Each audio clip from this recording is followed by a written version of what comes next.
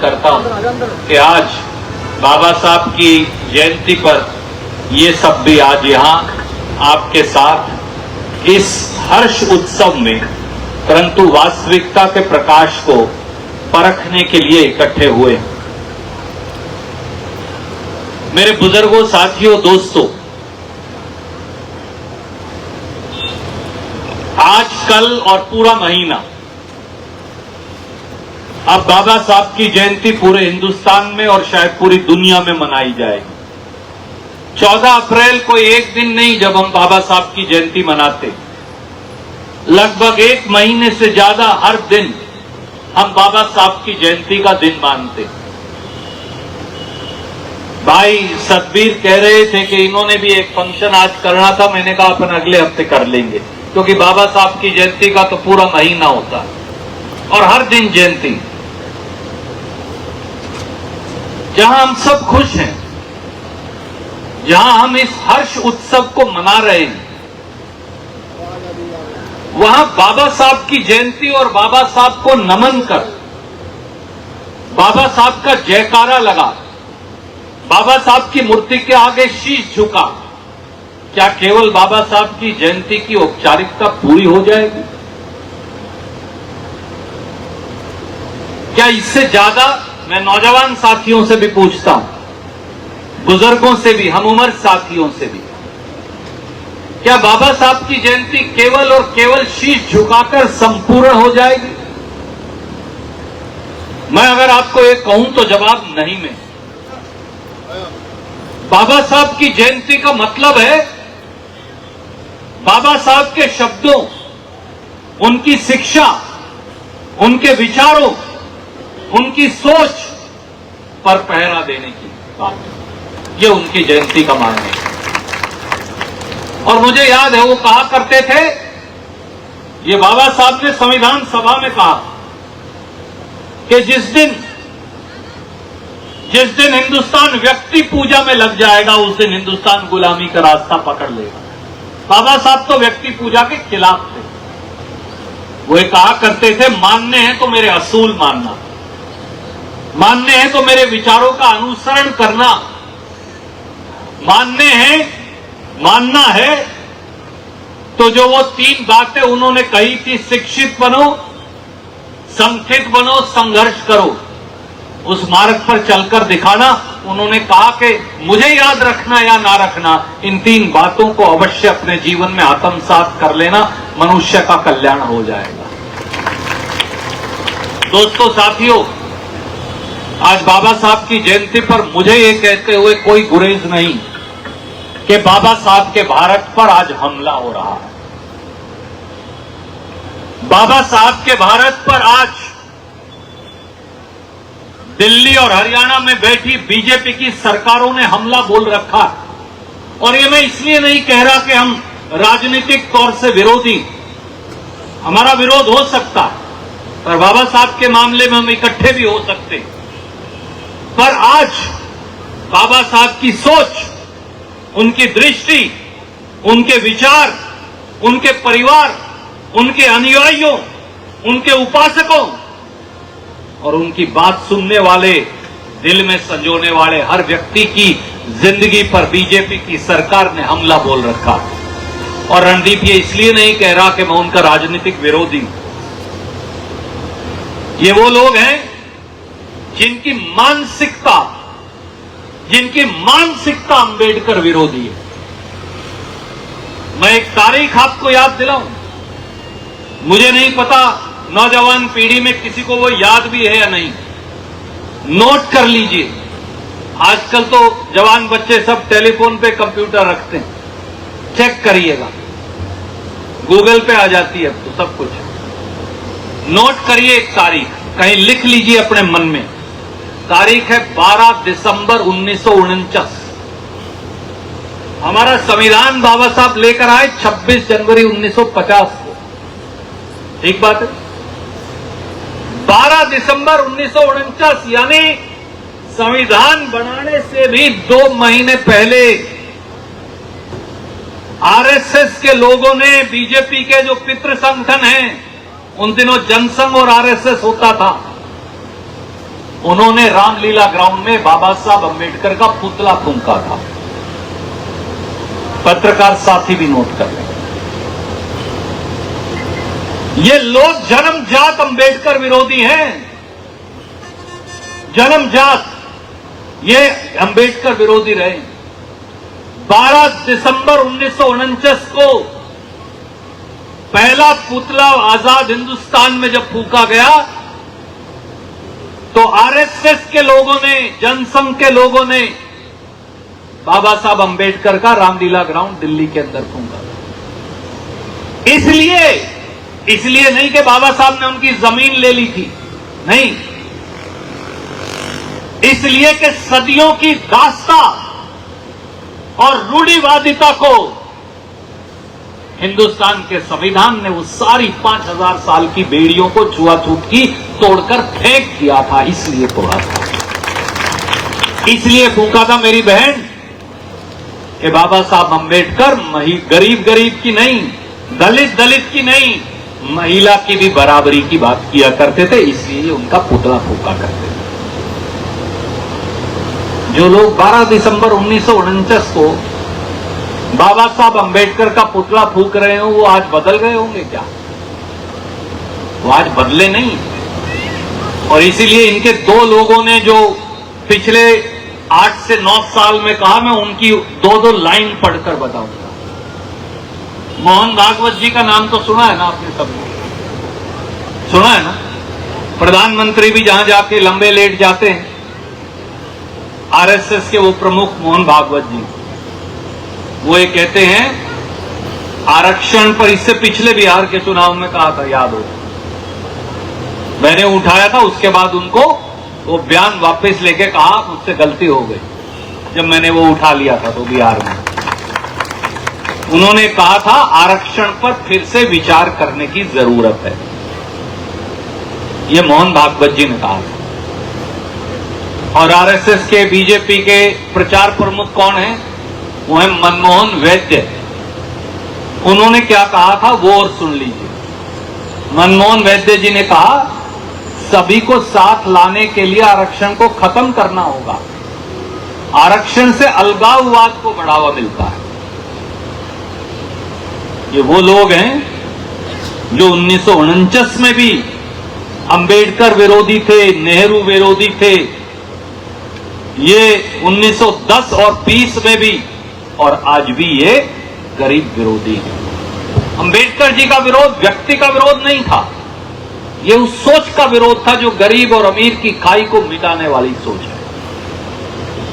साथियों, जब जब बीजेपी आती वो संविधान क्यों तोड़ती, क्यों कोशिश करती है कि संविधान टूट जाए? कई लोग तो कहते हैं जी मैं तो इसलिए विरोध करता हूं क्योंकि बाबा साहब ने संविधान बनाया था, बीजेपी इसे तोड़ रही है। नहीं, वो इसलिए नहीं तोड़ रहे कि बाबा साहब ने बनाया था।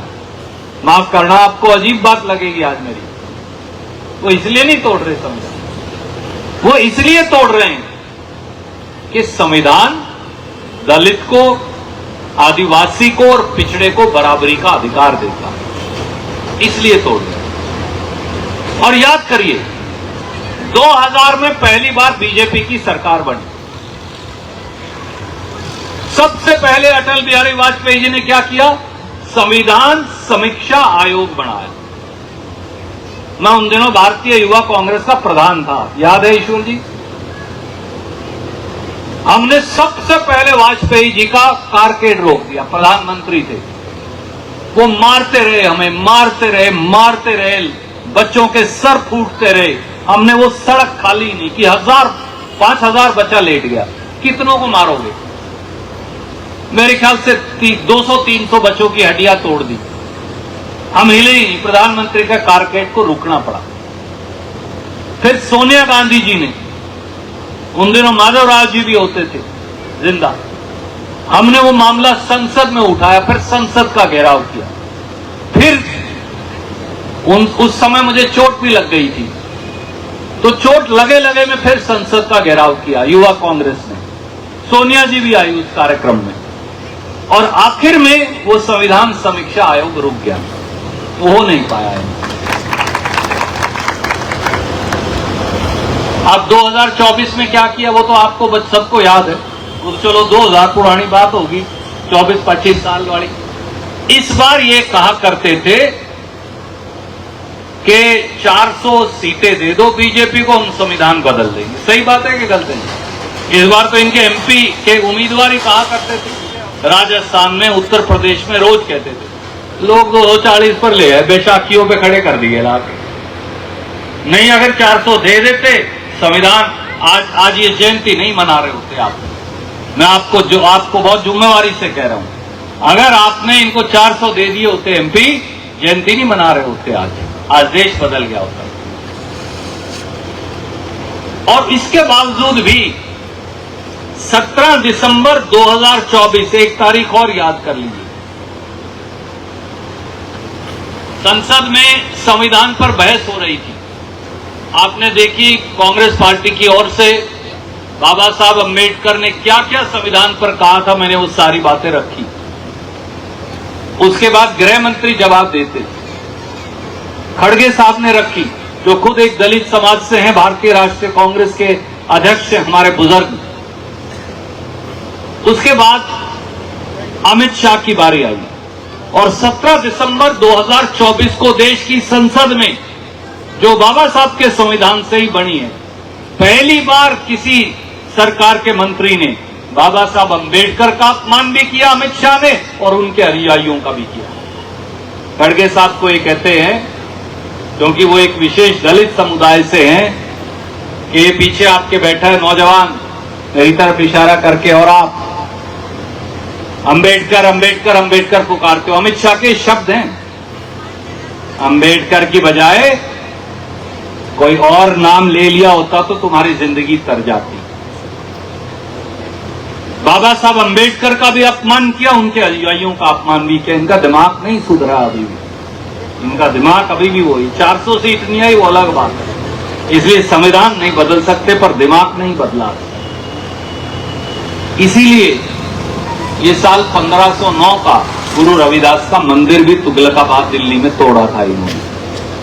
इसलिए नहीं तोड़ा कि वहां कोई जगह की जरूरत थी, केवल हमको नीचा दिखाने के लिए, ये बताने के लिए कि तुम अभी भी हमारे बराबर नहीं हो। बीजेपी ने बुलडोजर लगाया। मेरी बात गलत तो नहीं? सबसे पहला आदमी रणदीप सिंह सुरजेवाला खड़ा हुआ था वहां जाके, गिरफ्तारी देने वालों में भी था। पर ये हमें केवल ये कहते हैं कि तुम हमारे बराबर नहीं हो, इसलिए इन्होंने बाबा साहब, इन्होंने गुरु रविदास जी का मंदिर तोड़ा था तुगलकाबाद दिल्ली में पीछे। साथियों, हमारे एक भाई हैं छोटे, दलित समाज से, उसका नाम है टीकाराम जूली। ये विपक्ष का नेता है, नौजवान, राजस्थान में। इस बार कांग्रेस ने सारे बड़े बड़े लीडरों को छोड़कर एक दलित के बेटे को अपना विपक्ष का नेता बनाया, राजस्थान जैसे बड़े प्रांत में पहली बार। वो पीछे अलवर में, अपने पड़ोस में हरियाणा के एक मंदिर में चला गया। भगवान राम का मंदिर था, मत्था टेकने सब जाते हैं। बीजेपी के लोगों ने उस मंदिर को गंगा जल से साफ किया। बोले ये दलित है, शूद्र है, ये यहां आ गया, मंदिर अपवित्र हो गया। आज भी इनकी ये सोच है, मैं आपको ये कह रहा हूं, इनकी सोच में गड़बड़ है। 12 दिसंबर 1949 को बाबा साहब अम्बेडकर का पुतला फूंकने से लेके 17 दिसंबर 2024 को संसद में अमित शाह द्वारा बाबा साहब का अपमान किए जाने से लेकर, और टीकाराम जूली एक दलित के बेटे का, जो विपक्ष का नेता है, छोटी मोटी चीज नहीं है, विपक्ष का नेता, लीडर ऑफ अपोजिशन है, मंदिर में भगवान राम के मत्था टेकाया तो गंगा जल से इन्होंने साफ किया। बोले ये तो दलित है, हमारा मंदिर है पवित्र हो गया। ये इनकी सोच का हिस्सा है। मैं जब कहता हूं इनकी सोच नहीं बदली, 75 साल बदल गए, सोच नहीं बदली, तो ये है वो सोच। और साथियों, ये हमारे आरक्षण पर हर रोज हमला बोलते हैं। आप कहेंगे रणदीप कैसे बोलते हैं? 30 लाख सरकारी नौकरियां आज हिंदुस्तान में खाली पड़ी। आधी तो एससीबीसी की है, 50% तो है, बर हो ही ना, आपके आरक्षण खत्म हो गया। संविधान भी खत्म करने की जरूरत नहीं, अगले का काम करो ही मत। किसी को रोटी खानी हो, प्लेट रख दो, उसमें रोटी डाल लो ही मत। रोटी डलेगी नहीं, अगले का पेट भरेगा नहीं। 30 लाख अगर नौकरियां खाली हैं तो 15 लाख तो एससी बीसी समाज की भी हैं, भरते ही नहीं, खाली पड़ी हैं। 10 साल में आदित्य यहां से बता रहे थे कि फैक्ट्रियां बंद कर दी। मैं सारा रिकॉर्ड निकलवाया, सरकार से लिखित में मांगा जवाब, लिखित में देना पड़ता हमें, एमपी को तो देना पड़ेगा। 23 सरकारी फैक्ट्रियां जो पंडित जवाहरलाल नेहरू के समय से लगी हुई थी, वो बेच दी, 4 लाख करोड़ रुपया कमाया। लिख के भारत सरकार का जवाब है, 4 लाख करोड़ में 23 फैक्ट्रियां बेच दी। जैसे ही मैं अपनी फैक्ट्री भाई साहब को बेच दूं, इनको बेच दूं, आपको बेच दूं, फैक्ट्री प्राइवेट होगी, आरक्षण खत्म हो गया, एससी बीसी का खत्म, फिर आरक्षण की लोड ही नहीं रही। नहीं तो हर फैक्ट्री में एससी और बीसी को आरक्षण देना पड़ेगा, आरक्षण अपने आप खत्म हो जाता। तीसरा तरीका है, बाड़क लगाओ ही ना, आउटसोर्सिंग से लगाओ या ठेकेदारी से लगाओ। ना ठेकेदारी में रिजर्वेशन है, ना आउटसोर्सिंग में रिजर्वेशन है, रिजर्वेशन अपने आप खत्म, पक्के लगाओ ही, अपने आप रिजर्वेशन खत्म। एक काम और किया, कांग्रेस पार्टी एक नीति लेकर आई, क्योंकि हमारा ये मानना, राहुल जी को आपने सुना होगा, मैं भी हमेशा ही कहता हूं, कई बार ये हो जाता है कि जब तक किसी गरीब समाज का आदमी खुद ना बैठा हो, जब बजट बनाते हैं तो एक अपने यहां कहावत है हिंदुस्तान की, आंधा बांटे सीरनी, मुड़ मुड़ अपने को दे, है ना जी अपने कहावत, पुरानी कहावत है। क्या होता है जब बजट बनाते हैं और अगर वहां दलित समाज का कोई आदमी ना बैठा हो तो उन गरीबों को उसमें से पैसा नहीं देते। ये आम रवायत है। नॉर्मली जो बैठा होता वो उसकी मर्जी होती है, वहां 2 या 3 या 4 अफसर बनाते हैं बजट, आपको पता है, एक मंत्री पेश करता है। कांग्रेस ने कहा ये नहीं चलेगा। जब सोनिया जी और डॉक्टर मनमोहन सिंह जी थे तो एक केलकर कमेटी होती थी, हमने वो बनाई, उससे रिपोर्ट ली और ये कहा कि हर सरकार के बजट में दलित सब प्लान बनानी पड़ेगी। ये जो बड़े हैं उन्हें पता है, जो यंग हैं शायद उन्हें नहीं पता, ये दलित सब प्लान क्या है। दलित सब प्लान ये कि जितनी जनसंख्या है दलितों की, अगर 100 रुपए है मेरे पास और दलितों की संख्या 20% है तो 20 रुपया उनको जरूर देना पड़ेगा। क्यों? बाकियों को मिल जाता है, इन गरीबों को देना नहीं कोई। एससी बीसी जरूर रह जाते हैं, जब देने की बारी आती है तो वो छूट जाएंगे। तो उनकी जनसंख्या के आधार पर बजट देना पड़ेगा। 2014 में सरकार बदल गई, अब मोदी आ गया, खट्टर और नायब सैनी आ गए, उन्होंने उस पर काटा मार दिया, दलित सब प्लान खत्म कर दी। आज मैं आपको कहता हूं पूरे हिंदुस्तान की कांग्रेस की ओर से, पत्रकार साथी चाहे नोट कर ले, जिस दिन हिंदुस्तान में कांग्रेस का राज बनेगा, कानून बनाएंगे, लॉ बनाएंगे, लॉ पार्लियामेंट से पास करेंगे और उसमें लिख देंगे कि जितनी जनसंख्या है एससी समाज की उतना बजट देना कंपलसरी है, आप काट नहीं सकते उनका। फिर किसी का ना आ जाओ, फिर कटना ही नहीं। मैं आज आपको ये बात कह के जाता हूं, ये कांग्रेस का फैसला है। ऑलरेडी राहुल गांधी जी ने कर लिया, हमने ये बात कर ली, यही एक तरीका। नहीं तो इसने टिक्का लगाना होगा, यो लगा देगा, उसने लगाना होगा, वो लगा देगा, इसने लगाना होगा, ये लगा देगा, मुंह देख में टिक्के लगते फिरेंगे। अगर रणदीप जैसा कोई बैठा होगा तो मिल जाएगा, जिस दिन दूसरा कोई भाई आ गया बीजेपी वाला, वो काट देगा। ऐसे नहीं चलेगा, कानून ही बना देगा। ये कटिया काटना ही है एक बार में। ये क्यों कहने लग रहा हूं मैं, क्यों जरूरत है, इसका सबूत है मेरे पास जो मैं लेकर आया हूं, देश का भी और प्रदेश का भी। पत्रकार साथियों, आपको भी आज बताना चाहता हूं, जब गरीबों के बजट की बारी आती है पहले तो इन्हें रुपये नहीं देते। आप बाबा साहब की बात तो करते, बाबा साहब के जो बच्चे हैं उनके साथ अन्याय करते हैं। बाबा साहब की मूर्ति पे फूल चढ़ाओ, उनके बच्चों को मार दो, फायदा क्या है? जो बाबा साहब के अनुयायी हैं उन्हें खत्म कर दो, बाबा साहब की मूर्ति लगा लो। ये यही करते हैं। ये नाम का बस नाम लेते हैं, बाकी काम कुछ नहीं। ये कैसे मार रहे हैं? बाबा साहब के भारत का पर कैसे हमला बोल रखा है। 10 साल में मैंने इनका बजट निकाला, ज्यादा लंबा भी छोड़ दो, 5 साल का देख लो। 2019-20 से 2023-24 तक जो दलितों को इन्होंने बोलते रहेंगे, जब रुपये देने की बारी आएगी काट के अपनी घोंच में डाल देंगे। 6500 करोड़ रुपया दिया ही नहीं 5 साल में, बालकों का खर्च ही नहीं किया।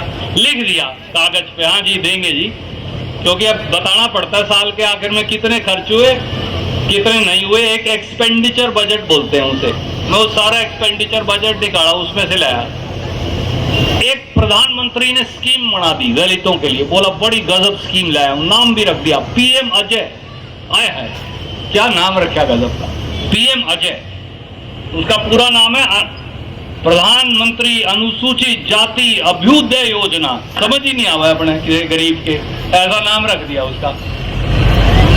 मैं देख रहा गणे पीछे दिए होंगे, पता चला उसमें से 5101 करोड़ खर्चे ही नहीं, बस लिख दिए कागज पे।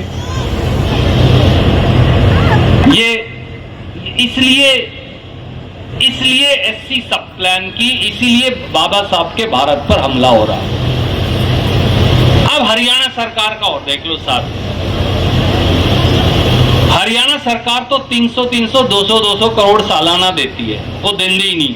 पहले तो क्या दे में वो जो देते हैं उनका मैंने रिकॉर्ड निकाला 10 साल का, 14-15 से 23-24 तक का अब रिकॉर्ड आ गया उनका। 10 साल में उन्होंने दलितों के 2139 करोड़ खर्चे नहीं करे, 2100 करोड़ खर्च नहीं किया हमारा, दिए नहीं, लिख दिए कागज पे, ताड़ी बजवा ली, दिए नहीं। मैं रिलीज करने लग रहा हूं, इनको भी भेज रहा हूं, मेरे फेसबुक पे भी लगा दूंगा। कईयों नायब सैनिक को बहस करनी हो तो कर ले, कटर को भी गले ले आए, कोई दिक्कत तो नहीं। मैं उनके बजट के कागज ले आऊंगा। पोस्ट मैट्रिक जो स्कॉलरशिप है दलित बच्चों की, उसका 48% दिया ही नहीं। कह दिया 100 रुपए दूंगा, दिए ठन्नी, आधे रुपये खा गए। सीएजी रिपोर्ट ने बताया, मैंने नहीं बताया, और हमने आरटीआई मांगी, उसने बताया कि 10 साल में 1 जनवरी 2013 से 30 नवंबर 2023 तक 9,43,605 या 9.5 लाख दलित बच्चों को दलित वजीफा ही नहीं दिया। कैसे बनेंगे अफसर, कौन पढ़ेगा भाई? 9,43,600 लिख के दिया सरकार ने हमें। मैंने मांगा था जवाब, मैंने और शैलजा बहन जी ने अप्लाई किया आरटीआई में। 9,43,605 बच्चों को, लड़के और लड़कियों को 10 साल में वजीफा ही नहीं दिया एससी का। और अब 2 बातें नहीं कर दी, HKRN में लगावे सारे बालक, सही है? उस HKRN में रिजर्वेशन ही को नहीं। आदित्य ने उठाया था जब वो कानून आया, आपके विधायक, एक विधायक ने उठाया 90 में से, सिर्फ किसी दलित विधायक ने भी नहीं उठाया, दुर्भाग्य से। अपने समाज से भी आपके विधायक ने उठाया और कहा भी इस HKRN में रिजर्वेशन क्यों नहीं है, SC BC की, BC की भी दो, SC की भी दो, है ही नहीं कोई रिजर्वेशन। तो जिसको मर्जी लगाओ, रिजर्वेशन खत्म। और एक नया कानून बना दिया हिंदुस्तान में। कानून ये है कि अगर किसी रविदासिया का बेटा या बेटी है, वाल्मीकि का है, सैंसी का है, धानक का है, जांगड़ा का है, कुम्हार का है, सुनार का है, नाई का है, तेली का है, सैनी का है, गुज्जर का है, जिनकी SC/BC रिजर्वेशन है। अगर उसको जर्नल से ज्यादा नंबर आएंगे तो जर्नल में माना जाएगा। सही है तो बात। पुराना कानून है कांग्रेस का बनाया हुआ, हरियाणा में बदल दिया है। अब बहुत सारे CET में, PGT में, TGT टीचर में, पूछ लो उनसे जाके। अब हाई कोर्ट के 2 जजों का फैसला आया परसों। प्रमिला देवी बनाम स्टेट ऑफ हरियाणा, नाम भी बता देता हूं। उसमें उन्होंने क्या किया, 2 बैकवर्ड और 1 SC बच्चे गए। उन्होंने कहा जी हमारे तो जर्नल वालों से ज्यादा नंबर है, हम फेल ये पास। बोले तुम तो मेरिट में नहीं आते। उन्होंने कहा जी हमें जर्नल वाली में गिन लो फिर। बोले जर्नल में नहीं गिनेंगे, तुम तो रिजर्व हो, SC/BC हो। उन्होंने कहा ये तो कानून ही नहीं है, कांग्रेस के समय से चला आता है। अगर मेरे 100 में से 100 नंबर आएंगे तो मैं जर्नल में गिना जाऊंगा, चाहे मेरी जात कुछ भी हो। इन्होंने ये कानून भी बदल रखा और ये हर रोज गरीबों पर अत्याचार करते हैं साथियों। 2013 से 2022 के बीच में दलितों पर इस देश में होने वाले अत्याचार 46% बढ़ गए।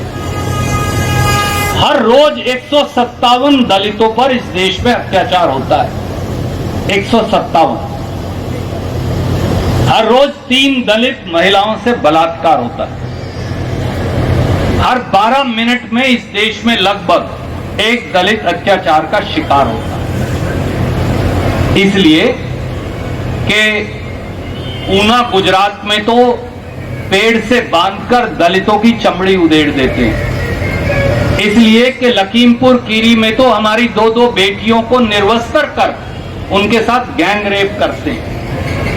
इसलिए कि उन्नाव हो या हाथरस हो, हमारी बेटियों को तो बलात्कार के बाद संस्कार का मौका भी नहीं मिलता, ये रात को ही फूंक देते हैं। इसलिए कि अगर IPS ऑफिसर भी बन गई संगीता कालिया, जो दलित समाज की एक बेटी है, तो बीजेपी के हरियाणा के मंत्री उनको सार्वजनिक तौर से अपमानित करते हैं और अपमानित करने पर, विरोध करने पर आज 6 साल से उसको अच्छी पोस्टिंग नहीं मिली, गुड्डे लाइन लगाया हुआ। इसलिए कि अपने ही विधायक विशंबर दास वाल्मीकि को स्वतंत्र दिवस के मौके पर स्टेज से भगा के नीचे मारते हैं, क्योंकि वो एक दलित समाज से, वाल्मीकि समाज से। इसलिए कि बीजेपी के गुंडे संतोष सारवान चौहान, जो बीजेपी की विधायक थी उन दिनों मुलाना से, उन्होंने FIR दर्ज करवाई कि बीजेपी के गुंडे मेरे सम्मान पर भी हमला बोल रहे हैं और मुझे जान से भी मारना चाहते हैं। ये वो लोग हैं जिनकी मानसिकता में गड़बड़ है। इसलिए जब हम बाबा साहब की बात करते हैं तो बाबा साहब के अनुयायियों, उनके बच्चों, उनके वंशजों, उनकी शिक्षा, उनकी सोच, उसकी चर्चा भी जरूर कर लें तो अच्छा है। और साथियों, बाबा साहब की जयंती पर आइए एक संकल्प लें कि वो ताकतें जो संविधान को तोड़ना चाहती, जो गरीब और अमीर का अंतर और बड़ा करना चाहती, जो छुआछूत की प्रवृत्ति को दोबारा हिंदुस्तान में लाना चाहती हैं, जब तक एक कतरा खून का आपकी रगों में है, सो आपको बाबा साहब की मैं और आप मिलकर लड़ेंगे उसका। जब तक ऐसा नहीं करेंगे, जब तक सामाजिक न्याय और समानता की लड़ाई नहीं लड़ेंगे, तब तक समाज उस रास्ते पर नहीं चल पाएगा जिसका बाबा साहब ने स्वप्न देखा था। ये संविधान को भी खत्म कर देंगे और संविधान सम्मत अधिकारों को भी। इसलिए आज अपने अपने वार्ड, अपने अपने गांव में जाकर, आज शाम को जब बाबा साहब का, परमात्मा का नाम लेकर, दादा खेड़े का नाम लेकर जब आप सोएं, तो अपने मन पे हाथ रखकर पूछिएगा कि जो रणदीप ने कहा था, जो आदित्य ने कहा था, वो सही है या नहीं। और सही है तो कसम है आपको बाबा साहब की, कम से कम 10 आदमियों को और प्रेरित करिए अपने वार्ड, अपने मोहल्ले, अपने शहर, अपने गांव में, कि आइए मिलकर इस संघर्ष में हम बीजेपी की उन ताकतों से, वो नायब सैनी की सरकार हो या नरेंद्र मोदी की सरकार हो, जिन्होंने संविधान और बाबा साहब के सपनों पर हमला बोल रखा है। हम मिलकर इस लड़ाई को लड़ेंगे, चाहे कितना समय भी लग जाए। जय हिंद, जय भीम।